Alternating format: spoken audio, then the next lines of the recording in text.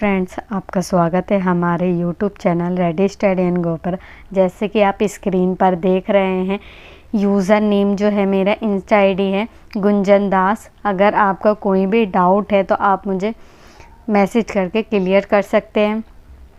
आज हम पढ़ेंगे जो है डिस्कस करेंगे योर लॉज योर राइट का जो है क्वेश्चन पेपर है प्रीवियस ईयर का।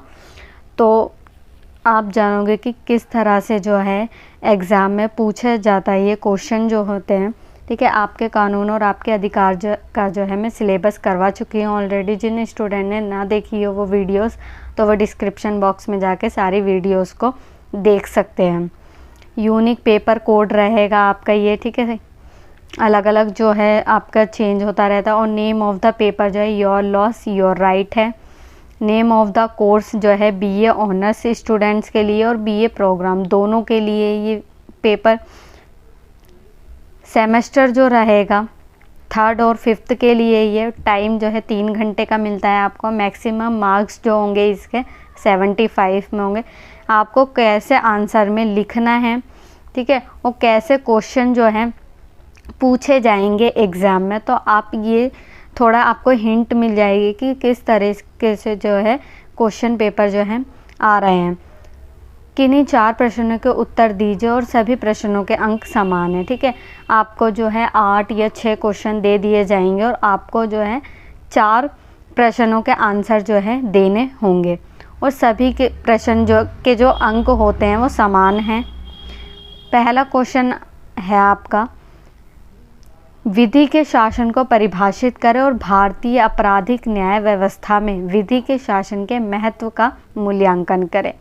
कि जो विधि का शासन क्या होता है उसके बारे में बताना है, और जो भारत में आपराधिक न्याय मतलब कि एक व्यक्ति को कैसे उसको न्याय दिलवाना है या कैसे उसको अपराध में लाना है, जो आरोपी है कैसे उसको चरणबद्ध तरीके से जो है उसको कारावास में डाला जाता है। तो वो इसमें आपको लिखना है पूरा पैटर्न करके। पहले आप बताओगे कि जो विधि का शासन क्या होता है। ठीक है, पहले परिचय देते हैं कुछ भी टॉपिक का, तो पहले आपको परिचय देना है, फिर आगे जो है लिखना है उसके टॉपिक के बारे में। ठीक है, तो आप ऐसे लिखेंगे कि भारत में जो है कानून का शासन, इसे कानून का नियम भी कहते हैं और विधि का शासन भी कहते हैं। ठीक है, तो दोनों ही सेम हैं। कानून के शासन को विधि का शासन भी कहा जाता है। जो कानून का शासन है उसे विधि का शासन भी कहते हैं। एवी डाइसी ने 1885 में अपनी पुस्तक जो है लॉ एंड द कॉन्स्टिट्यूशन में कानून के शासन और नियम की व्याख्या की थी। इसमें उन्होंने शासन के 3 अर्थ बताए कि जो इन्होंने बोला, जो एक विद्वान थे एवी डाइसी, इन्होंने बोला कि जो शासन करने के 3 तरीके होते हैं। ठीक है, पहला जो तरीका है विधि कानून, इसे विधि भी बोलते हैं या कानून कह लो। कानून के नियम से अभिप्राय देश में कानूनी समानता का होना है, कि जो देश में कानून बनाया गया है वो सभी के लिए समान है। ठीक है, तो चाहे वो गरीब हो, चाहे वो अमीर हो, चाहे वो ऊंची जाति का हो, चाहे नीची जाति का हो, लोअर कास्ट अपर कास्ट हो, कैसी भी जाति हो, कहीं भी जन्म स्थान हो, उसका सभी को जो है कानून मानना ही पड़ेगा। दूसरा है इसमें विधि के शासन के अनुसार किसी व्यक्ति को कानून के उल्लंघन के लिए दंडित किया जा सकता है। अगर कोई व्यक्ति जो है कानून का उल्लंघन कर रहा है तो उसे न्यायालय जो है दंड भी दे सकता है, आप सभी को ये पता ही होगा। तीसरा है विधि के शासन की तीसरी शर्त यह है कि संविधान की व्याख्या अथवा राज्य किसी भी विषय पर न्यायाधीशों का निर्णय अंतिम और सर्वमान्य होगा। देखो, जो लास्ट जो सुनवाई होती है वो कानून जो होता है वो अंतिम निर्णय किसका होता है, वो न्यायाधीशों का होते हैं। न्यायालय में जो जज होते हैं उनका होता है। ठीक है, तो आपको ये इस प्रकार से जो है विधि के शासन को जो है एक्सप्लेन करना है। फिर आप ये पढ़ लेना कि जो विधि का शासन क्या होता है, इसमें 3 पॉइंट आते हैं।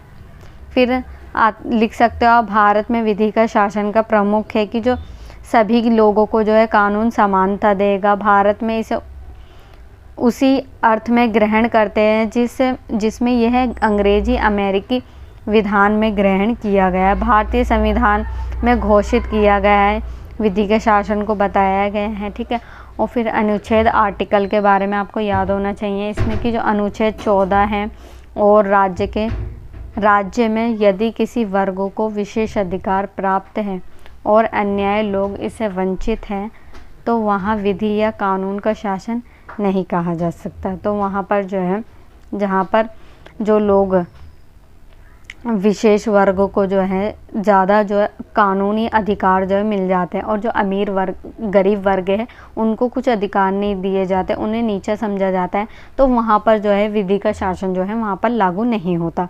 ठीक है, तो आपको ये ऐसे करके एक्सप्लेन करना है, आप ये पढ़ लेना। और क्योंकि पूरा मैं पढ़ा नहीं सकती, क्योंकि ऑलरेडी जो है मैं आपको चैप्टर 1 इकाई 1 में जो है मैंने आपको बताया है विधि का शासन क्या होता है। आप वो वीडियोस भी देख सकते हैं ताकि आपको और अच्छे से एक्सप्लेन करके समझ में आ जाएगा।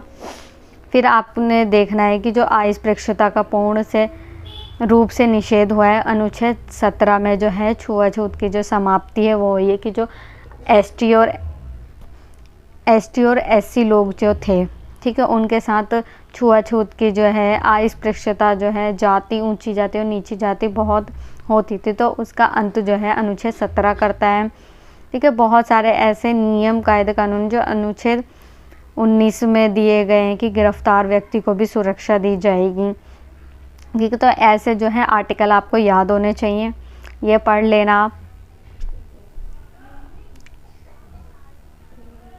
ये इसमें व्यक्तिगत स्वतंत्रता, विधि का शासन होता है, राज्य के संबंध में कानून के नियम, आपराधिक शासन के संबंध में विधि का शासन, सुनवाई और परीक्षण के संबंध में कानून के नियम। ठीक है, तो कानून के नियम ये बताना है आपको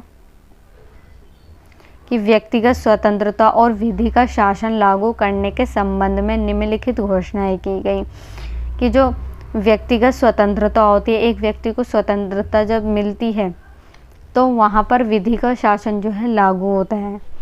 पहला पॉइंट है इसमें, राज्य पक्षपातपूर्ण कानून नहीं बनाएगा। जो राज्य है, राज्य कौन है? सरकार, यानी जो देश की होती है पूरी, तो वह जो कानून बनाएगी वो सभी के लिए समान होगा। किसी अमीर वर्ग के लिए जो है विशेष अधिकार उनको नहीं दिए जाएंगे। दूसरा है, राज्य धार्मिक विश्वास पर हस्तक्षेप नहीं करेगा। जो राज्य है, जो सरकार है, धार्मिक विश्वास पर जो है हस्तक्षेप नहीं कर सकती। धर्म से रिलेटेड जितनी भी चीज़ें हैं उसमें सरकार हस्तक्षेप बिल्कुल नहीं करेगी। गा पॉइंट है, राज्य व्यक्तिगत स्वतंत्रता पर प्रतिबंध नहीं लगाएंगे। ठीक है, तो राज्य जो है व्यक्तिगत स्वतंत्रता एक व्यक्ति को मिलती है तो उस पर प्रतिबंध नहीं लगा सकता। ठीक है, तो राज्य के संबंध में कानून का शासन लागू करने के लिए घोषणाएं थी। ठीक है, तो ये जो है विधि का शासन है, इसके अंतर्गत कैसे काम किया जाता है।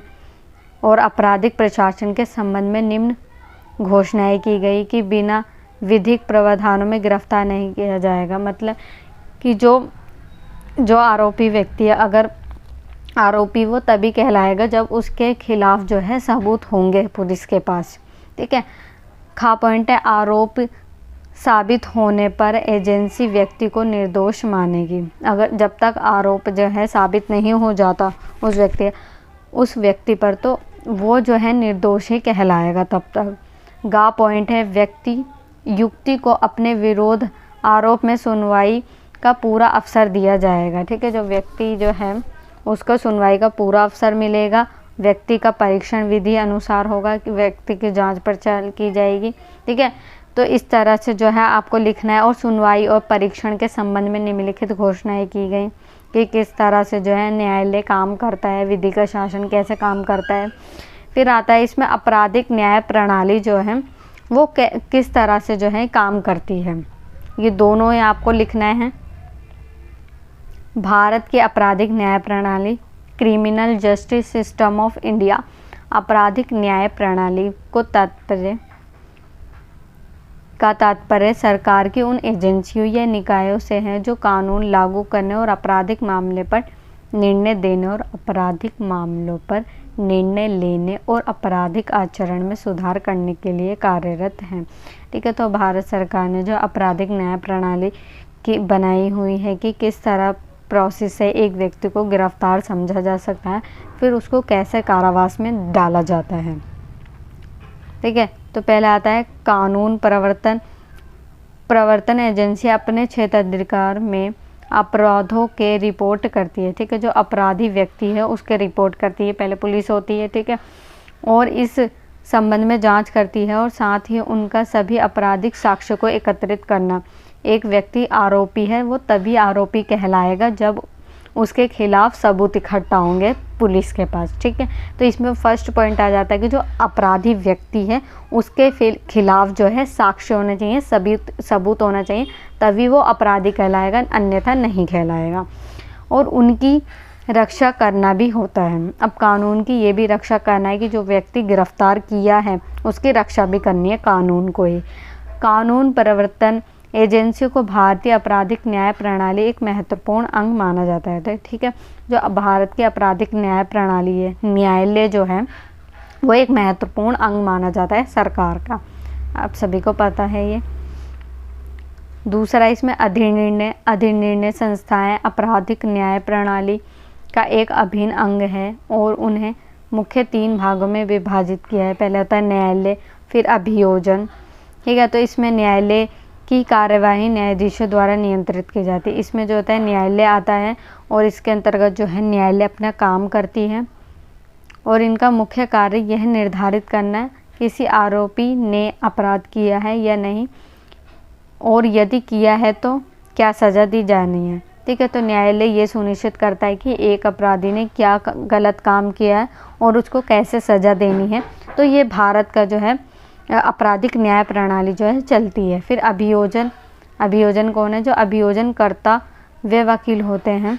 अभियोजन वे होते हैं जो राज्य के पक्ष में होते हैं। ठीक है, जो राज्य के द्वारा जो काम करते हैं वो न्यायाधीश होते हैं, वकील होते हैं। ये जो न्यायालय की संपूर्ण कार्यवाही में राज्य का प्रतिनिधित्व करते हैं, जो राज्य के पक्ष में होते हैं, जो पुलिस के पक्ष में। अभियोजनकर्ता कानून प्रवर्तन एजेंसियों द्वारा साक्ष्यों को जो है इकट्ठा किया जाता है। फिर आता है एक तो दूसरा जो है वकील जो है राज्य की तरफ से खड़ा होगा और एक जो होगा आरोपी व्यक्ति के समक्ष जो है खड़ा होता है। बचाव पक्ष का वकील ये सरकार द्वारा दायर मुकदमे के विरुद्ध न्यायालय में आरोपी का प्रतिनिधि करता है। जो आरोपी व्यक्ति है उसको बचाने की ये कोशिश करता है जो वकील होता है। ठीक है, तो ये आप सब पढ़ लेना। फिर अगर वो आरोपी है तो उसको सुधार गृह या कारावास में डाल दिया जाता है। ठीक है, अगर उसने ज़्यादा गंभीर काम किया है, संज्ञेय अपराध किया है, तो उसको तो उम्र कैद की जो है सज़ा हो जाएगी और जो है उसको दंडित देने के लिए जो है पीड़ित को मुआवजा भी देना होगा। ठीक है, तो ये आप पढ़ लेना कि जो आपराधिक न्याय प्रणाली का विकास कैसे हुआ। आइए अब दूसरे प्रश्न पर चलते हैं कि दूसरा प्रश्न कैसा पूछा जा सकता है कि कार्यस्थल पर यौन उत्पीड़न के विरुद्ध कानूनों में हुए परिवर्तन का विश्लेषण करें। कि जो कार्यस्थल पर जो आजकल की जो महिलाएं हैं, वर्तमान समय की बात करें तो कार्यस्थल जॉब वगैरह जो करने जाती हैं तो उनके साथ यौन उत्पीड़न के जो मामले हैं वो बढ़ते जा रहे हैं। इसी के कारण जो है सरकार ने उनके विरुद्ध कानूनी नियम बनाए कि किसी भी व्यक्ति महिला के साथ अगर ये होता है तो वो जो है सुनवाई कर सकती है, अपने याचिका जो है दायर कर सकती है। ठीक है, तो ये अधिनियम जो है 9 दिसंबर 2013 में बना था, प्रभाव में आ चुका था। तो आपको ये जो है चैप्टर में मैंने आपको बताया कि कार्यस्थल पर जो है आपको बताना है इसमें कि कार्यस्थल में यौन उत्पीड़न के प्रावधान क्या दिए गए हैं, महिलाओं में इसकी कैसे सुरक्षा की जाएगी। ठीक है, और ये क्या काम करता है ये देख लो, आप पढ़ लेना ये, क्योंकि मैंने वीडियो डाल चुकी हूँ ऑलरेडी। तो आप शिकायत कौन कर सकता है अगर व्यक्ति जो है पीड़ित है।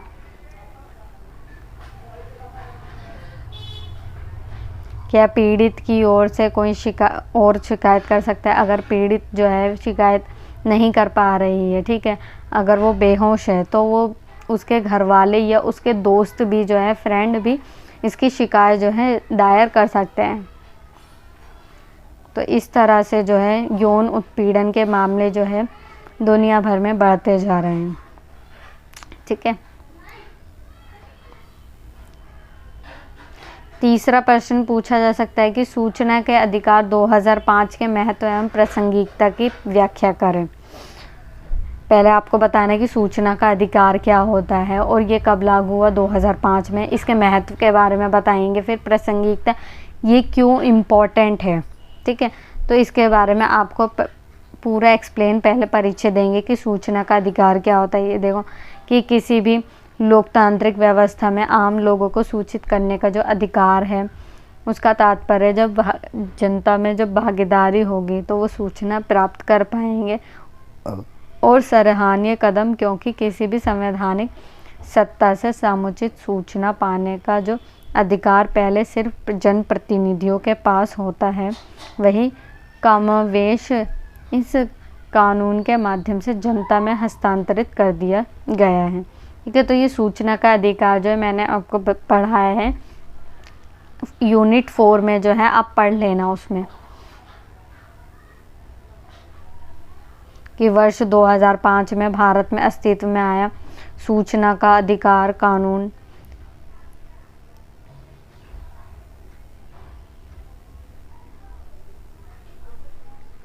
इतना ये आपको देख सकते हो, ये लिख सकते हैं आप, पूरा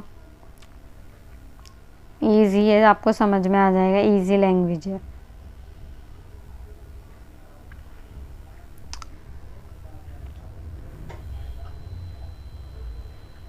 क्वेश्चन 4 जो है हमारा, न्यूनतम मजदूरी अधिनियम 1948 के विभिन्न प्रावधानों की चर्चा कीजिए। न्यूनतम मजदूरी मैंने आपको इकाई 3 में भी पढ़ाया है, उसका पार्ट जो है 3 है, तो आप देख लेना कि जो न्यूनतम मजदूरी क्या है, और उसके अधिनियम के बारे में भी आपको मैंने अच्छे से उसमें बताया कि न्यूनतम मजदूरी क्या होती है, और 1948 में इसके अंतर्गत क्या प्रावधान जो है सरकार द्वारा दिए गए थे, कि न्यूनतम मजदूरी जो है एक व्यक्ति जो काम कर रहा है उसको न्यूनतम मजदूरी जो है मिलनी ही चाहिए,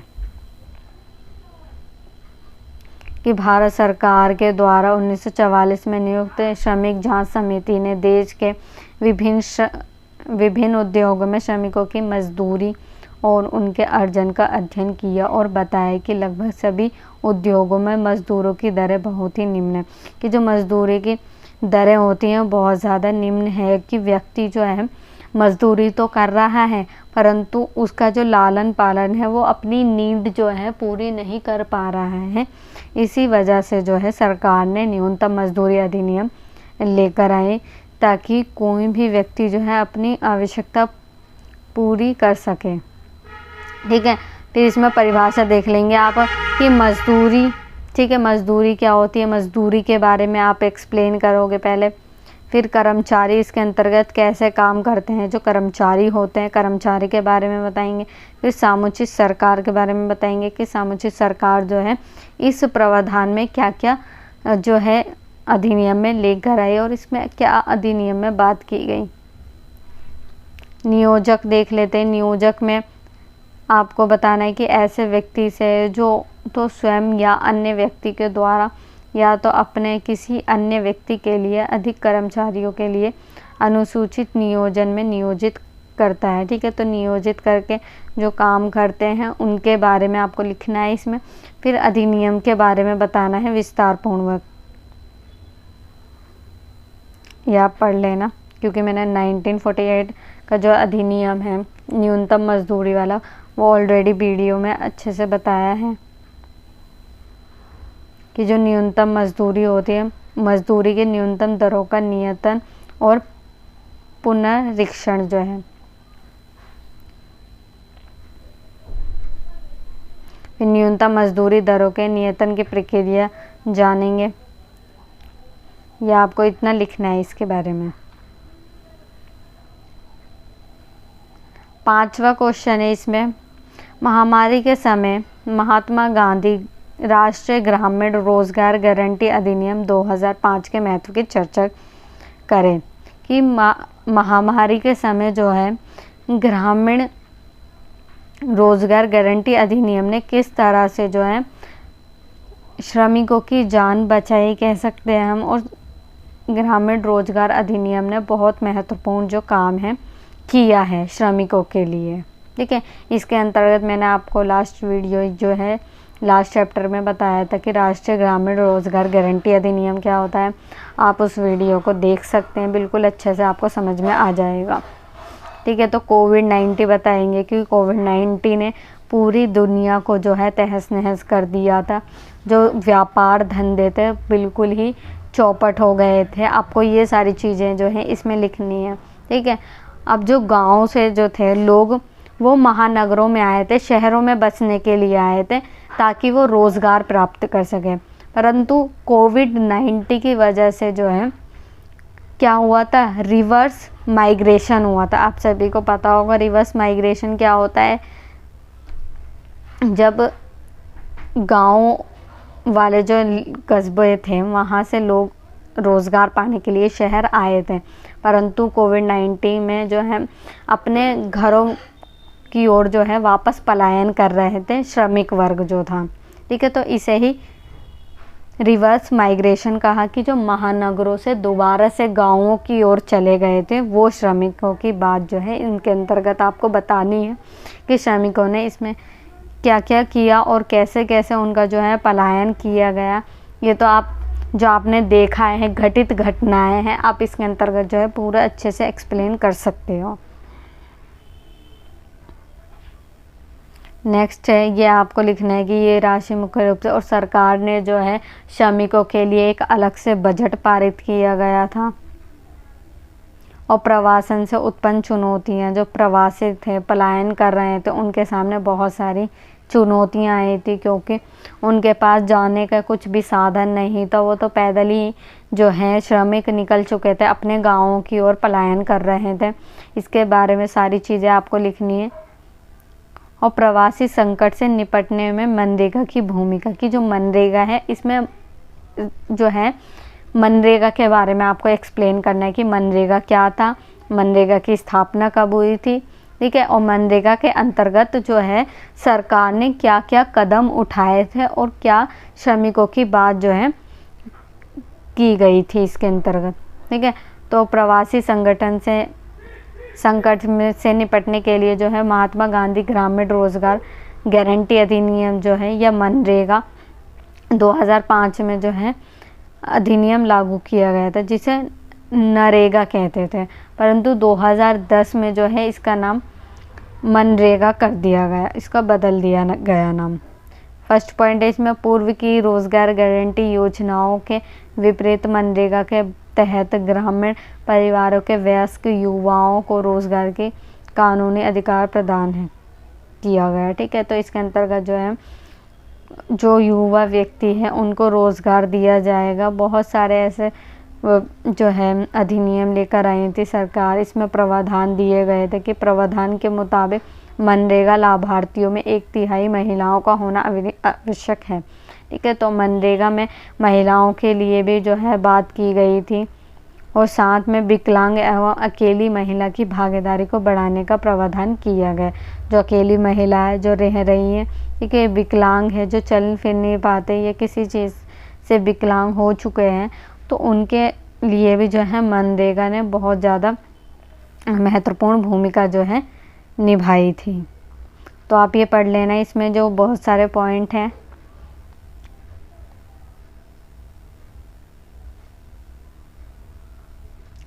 नेक्स्ट क्वेश्चन है, पूछ सकता है कि भारत में अनुसूचित जातियों एवं अनुसूचित जनजातियों के अधिकारों की रक्षा हेतु अनुसूचित जातियों और अनुसूचित जनजातियों अत्याचारों की रोकथाम अधिनियम 1989 के प्रावधानों एवं प्रासंगिकता पर चर्चा करें। ठीक है। तो इसमें जो एसटी और एससी जो तबके के लोग थे वो बहुत ज़्यादा निम्न जाति के समझे जाते थे। ठीक है। तो इनके साथ जो है बहुत ज़्यादा दुर्व्यवहार किया जाता था। ठीक है। तो इसे ही रोकने के लिए, इसकी ही रोकथाम के लिए सरकार ने अनुसूचित जाति और अनुसूचित जाति के लिए जो है अधिनियम लेकर आई कि कोई भी उच्च जाति का जो लोग हैं इनको दबा नहीं सकता, इनके ऊपर नियंत्रण जो है नहीं कर सकता। ठीक है। तो ये सारी जो है इसके अंतर्गत बात कही गई थी और ये जो अधिनियम लाया गया था वो 1989 में 1989 में लाया गया था और ये अधिनियम उस प्रत्येक व्यक्ति पर लागू होता है, हर एक व्यक्ति पर लागू होता है जो अनुसूचित जाति और अनुसूचित जनजाति का सदस्य नहीं है। उन सभी पर लागू किया गया कि जो भी इनके साथ दुर्व्यवहार करेगा तो उनको जेल जो है भेज दिया जाएगा तथा वह व्यक्ति इस वर्ग के सदस्यों का उत्पीड़न करता है। इस अधिनियम में 5 अध्याय एवं 23 धाराएं हैं और अत्याचार के अपराधों के लिए दंड। ठीक है, अगर कोई व्यक्ति मान लो अनुसूचित जाति और अनुसूचित जनजाति का लोग हैं, ठीक है, तो नागरिक है, उसके खिलाफ जो है उच्च जाति का व्यक्ति जो है उनको परेशान कर रहा है, उसको टॉर्चर कर रहा है, तो वो पुलिस के पास जा सकता है, उसकी शिकायत जो है दर्ज करवा सकता है। सरकार ने यह अधिनियम बनाया गया का पॉइंट है, इसमें कोई भी व्यक्ति जो है अनुसूचित जाति और अनुसूचित जनजाति के सदस्य नहीं है। अनुसूचित जाति अनुसूचित जनजाति के किसी सदस्य को अन्य घृणाजनक पदार्थ पीने या खाने के लिए मजबूर करेगा। ठीक है, अगर कोई दूसरा सदस्य जो इन जाति का सदस्य नहीं है उन्हें ज़बरदस्ती जो है पीने में कुछ मिला देते हैं, खाने पीने की चीज़ें जो हैं जो गंदी होती हैं उनको खिला देते थे ज़बरदस्ती, जो है जो निम्न जाति के लोग थे, जो अनुसूचित जाति और अनुसूचित जनजाति के थे, तो उनके ये सारी चीज़ खिला देते थे, तो वो जो व्यक्ति है अपने हक के लिए खड़ा हो सकता है। तो इसके अंतर्गत ये सारी बातें कही गई थी कि इस अधिनियम में ये बताया गया कि जो सदस्य जो है अनुसूचित जनजाति और अनुसूचित जाति के खिलाफ जो है गलत काम करेगा तो उसको दंडित करेगी सरकार। ठीक है, तो इसके में ना जो बहुत सारे प्रावधान जो है किए गए कि जो पहले क्या होता था कि अनुसूचित जाति और अनुसूचित जनजाति के किसी सदस्य के परिसर, मतलब कि वहाँ पर लोग जो हैं रह रहे होते हैं ये जाति के लोग, तो वहाँ पे मल मूत्र जो है ये बड़ी जाति के लोग जो है फेंक दिया करते थे, मल मूत्र कर देते थे। पशु शव या कोई अन्य घृणाजनक पदार्थ जो है इकट्ठा करके उसे क्षति पहुँचाने और अपमानित करना या क्षुब्ध करने के आशय से करेगा। अगर ये सारी चीज़ें करेगा तो उसे भी दंडित किया जाएगा। ठीक है, तो ये सारे जो है सरकार ने ऐसे प्रावधान लिखे, ये आप पढ़ लेना सारे।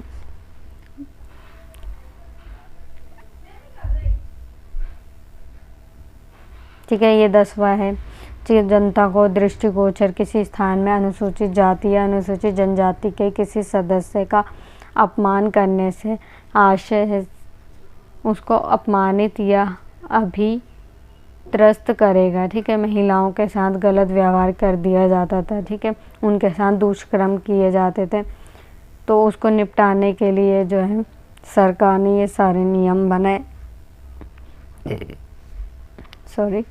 इस कानून की विशेषताएं जो हैं पढ़ लेना आपकी। अनुसूचित जाति और अनुसूचित जनजाति के लोगों को शामिल करता है, उनके खिलाफ जो गलत काम हो रहा है उनको जो है ये सज़ा दिलाने का काम जो है ये करता है।